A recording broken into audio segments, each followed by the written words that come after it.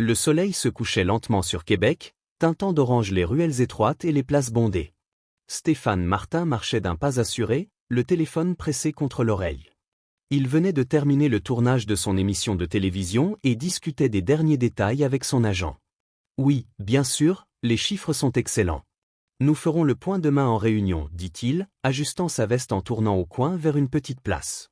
Ce fut à ce moment qu'il remarqua un homme assis sur les marches d'une vieille église, les épaules courbées, un chapeau usé devant lui avec quelques pièces. Il y avait quelque chose de familier dans ce visage marqué par le temps et la souffrance. Stéphane ralentit le pas, se sentant soudain transporté dans le passé. « Je te rappelle, dit-il brusquement au téléphone, interrompant l'appel sans attendre de réponse. Il s'approcha de l'homme, le cœur battant plus fort à chaque pas. L'homme leva les yeux lorsque l'ombre de Stéphane tomba sur lui. Ses yeux fatigués mais encore intenses s'illuminèrent un instant de reconnaissance avant de s'éteindre à nouveau. « Maestro Esposito » murmura Stéphane, la voix incertaine. L'homme tressaillit, comme si ce nom appartenait à une autre vie. « Personne ne m'appelle comme ça depuis des années » murmura-t-il. Stéphane s'accroupit devant lui, regardant dans les yeux l'homme qui 20 ans plus tôt lui avait enseigné les premiers pas de danse qui allaient changer sa vie pour toujours. « C'est moi, Stéphane marta-t-il. L'homme le fixa intensément, puis un sourire triste plissa ses lèvres. « Je sais qui tu es, Stéphane. Tout Québec sait qui tu es. » Ce que personne ne savait, c'était que l'homme devant Stéphane, maintenant réduit à demander l'aumône, avait autrefois tenu dans ses mains le destin de ce garçon qui était maintenant une star de la télévision. Et personne ne pouvait imaginer ce qui allait se passer dans les heures où les deux mondes, celui du succès éblouissant et celui de l'obscurité désespérée, allaient se heurter et se fondre ensemble. « Maestro, que vous est-il arrivé ?» Stéphane ne pouvait pas cacher le choc dans sa voix. Il se souvenait d'Antonio Esposito comme d'un homme fier, avec le dos droit et le regard sévère, mais juste. L'homme qui avait cru en son talent en premier, même quand lui-même n'y croyait pas. La vie, Stéphane. La vie est arrivée, répondit le vieil enseignant avec un soupir lourd. Ses mains, autrefois fortes et précises pour montrer les pas de danse, tremblaient légèrement maintenant. Mais regarde-toi, tu es devenu exactement ce que je disais. Stéphane s'assit à côté de lui sur les marches froides de l'église. Les gens passaient, certains le reconnaissant et le montrant du doigt, mais à ce moment-là, le monde autour semblait se dissoudre. « Venez avec moi, maestro. »« Vous ne pouvez pas rester ici, dit Stéphane. » Esposito secoua la tête. « Je n'ai pas besoin de ta charité, mon garçon. »« Ce n'est pas de la charité, insista Stéphane. C'est une dette que je dois payer. Vous m'avez appris à danser quand tout le monde me disait que c'était une perte de temps. Vous m'avez montré comment transformer le mouvement en émotion. Je vous dois tout. » L'homme le regarda avec des yeux luisants. « Je t'aurais reconnu entre mille, tu sais. Même sous ces vêtements élégants, ta façon de bouger n'a pas changé. Cette grâce naturelle que tu avais déjà à 12 ans. » Un groupe de touristes passa, prenant des photos. Stéphane se leva rapidement. « Allons dans un endroit plus tranquille, s'il vous plaît. » Après un moment d'hésitation, le maestro hocha la tête. Le petit café dans le centre historique était discret, avec des tables à l'écart. Stéphane avait commandé un repas complet qu'Esposito consommait comme pour savourer chaque bouchée. « Quand avez-vous fermé l'école » demanda Stéphane. « Il y a 15 ans, après que ma femme est tombée malade. »« Le cancer, les frais médicaux, vous savez comment ça se passe » dit Stéphane, hochant la tête. Il se souvenait de Madame Esposito, toujours présente à l'école avec son sourire gentil. « Je suis désolé. »« La vie continue » dit Esposito avec un haussement d'épaule. « Ou du moins, elle devrait. Je me suis arrêté. Dette, prêt mal avisé. Quand on est désespéré, on accepte l'aide de n'importe qui. »« La Camorra » demanda Stéphane à voix basse. Esposito hocha lentement la tête. « Pas directement. De petits prêts, de petits services, puis ils deviennent grands. Et quand tu ne peux plus rembourser, il fit un geste éloquent avec la main, ils te prennent tout. La dignité en dernier. » Stéphane sentit la colère monter en lui, pas tant envers ceux qui avaient réduit son maître à cela, mais envers lui-même. Alors que lui grimpaient les échelons du succès, l'homme qui lui avait donné les bases était en train de sombrer. « Vous savez combien de fois j'ai raconté à la télévision comment j'ai commencé, ce garçon de Tor Annunziata qui rêvait de danser, mais je n'ai jamais mentionné votre nom, je ne vous ai jamais cherché. » « Et pourquoi l'aurais-tu fait ? Tu as tout fait tout seul. » Non, Stéphane secoua la tête avec force. « Vous m'avez montré le chemin, vous m'avez appris que la danse est discipline avant d'être talent, que chaque mouvement doit avoir une intention, que le corps parle quand les mots ne suffisent pas. Les yeux du vieux maître s'illuminèrent un instant et Stéphane revit l'homme qu'il avait été, cette figure autoritaire mais inspirante qui battait le tempo avec un bâton sur le sol de la petite salle de danse. J'ai encore les cicatrices de tes premiers essais de pirouette, sourit Esposito. Tu as toujours été têtu et elle toujours patiente, répondit Stéphane.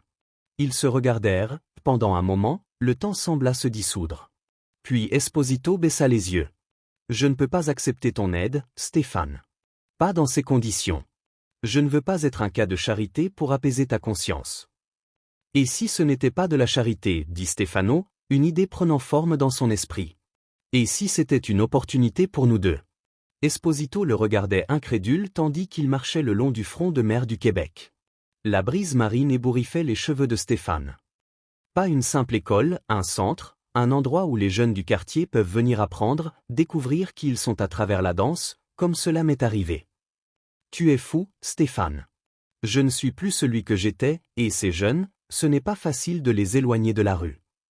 Je le sais mieux que quiconque, dit Stéphane avec passion.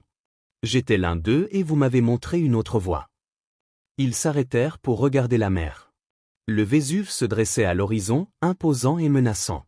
Comme toujours, pensez-vous vraiment que cela fonctionnerait? Demanda Esposito, et dans sa voix il y avait un tremblement d'espoir qu'il essayait de cacher. J'en suis certain. J'ai les contacts, les moyens, je peux trouver un espace, l'équiper, je peux parler du projet dans mes émissions, impliquer d'autres artistes. Mais j'ai besoin de vous. De moi, un vieux raté?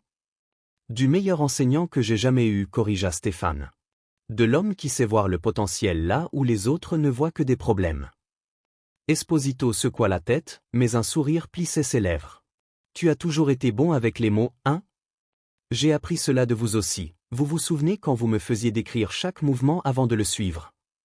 Le vieux maître hocha la tête, perdu dans les souvenirs. C'était le seul moyen de te faire ralentir.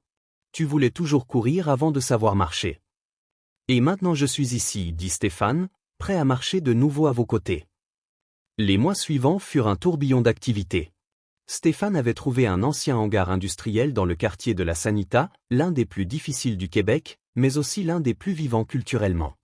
Il l'avait fait rénover, le transformant en un espace lumineux avec de grandes baies vitrées et des planchers en bois.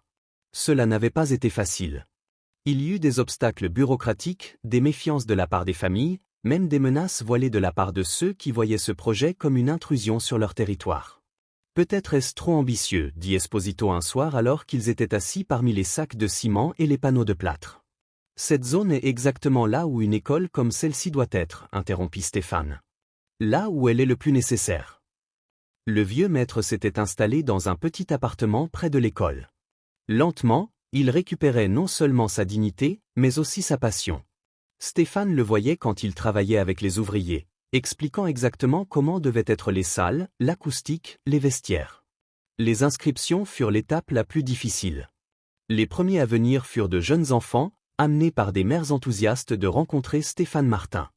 Mais les adolescents, ceux qui voulaient vraiment atteindre, restaient méfiants. Jusqu'à ce qu'un après-midi, un groupe d'adolescents se présente à la porte. Leur chef, un garçon grand avec des yeux effrontés, regarda Stéphane avec défi.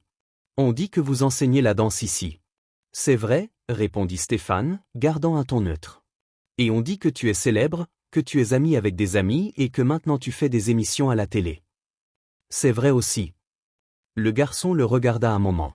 « Et pourquoi devrions-nous perdre notre temps ici au lieu de rester dans la rue ?» Ce fut Esposito qui intervint, avançant avec son pas toujours élégant malgré l'âge. Parce que dans la rue vous serez toujours les mêmes. Ici dedans, vous pourriez découvrir que vous êtes quelqu'un d'autre. Les garçons échangèrent des regards sceptiques, mais il y avait de la curiosité dans leurs yeux. Un mois, dit Stéphane. Donnez-nous un mois de votre temps. Si après vous ne voyez aucun changement, nous vous laisserons tranquille. Le garçon réfléchit, puis hocha la tête. Un mois, pas plus. Quand ils partirent, Esposito soupira. Ce garçon, Mario, a le même regard que tu avais à son âge. Stefano sourit. Alors nous avons déjà gagné. Le mois devint 2, puis 3. L'école Premier Pas commença à se remplir non seulement de jeunes enfants, mais aussi d'adolescents qui découvraient dans la danse une expression de liberté qu'ils n'avaient jamais connue. Mario, le garçon effronté du premier jour, se révéla avoir un talent naturel pour l'hip-hop. D'autres trouvèrent leur voie dans le flamenco, la danse contemporaine, même dans la danse classique. Esposito s'épanouissait dans son rôle, n'étant plus simplement un enseignant, mais un mentor. Stéphane le voyait se transformer jour après jour, retrouvant l'énergie et la passion qu'il avait connues enfant. Un soir, après une leçon particulièrement intense, Stéphane trouva son vieux maître assis seul dans la salle principale, les lumières tamisées créant des ombres dansantes sur le sol. « À quoi pensez-vous » demanda-t-il en s'asseyant à côté de lui. « À combien la vie est étrange » répondit Esposito. « J'étais arrivé au point de penser que mon temps était fini, que je n'avais plus rien à donner. Et pourtant vous êtes en train de former une nouvelle génération, compléta Stéphane.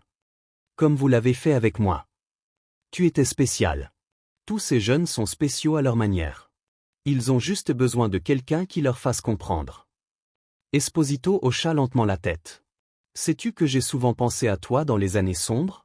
Je me demandais si j'avais fait la différence pour quelqu'un, si tout le travail avait eu un sens. »« Vous avez changé ma vie, » dit simplement Stéphane. « Et maintenant nous sommes en train de changer la leur ensemble. » Un an après l'ouverture, l'école Premier Pas accueillit son premier spectacle. L'ancien hangar, maintenant transformé en un centre culturel vibrant, était plein de familles, d'amis et de curieux, attirés par la présence de Stéphane Martin et d'autres artistes qui l'avaient impliqué dans le projet. Derrière les coulisses, l'excitation était palpable. Les costumes s'agitaient nerveusement, les adolescents vérifiaient à l'infini leurs pas. Mario, maintenant assistant d'Esposito pour les cours de hip-hop, essayait de maintenir l'ordre. Stéphane trouva son vieux maître en train de rajuster le col de la chemise d'un enfant tremblant. « Tu te souviens ce que je te disais toujours avant une performance » disait Esposito au petit. « Ne danse pas pour le public. Danse pour toi-même » récita l'enfant. « Exactement » sourit le vieux maître. « Le reste viendra de soi-même. » Merci d'être resté jusqu'à la fin de cette fantastique histoire. Cliquez sur l'un des vidéos suggérées sur l'écran pour continuer à vous émouvoir avec nous.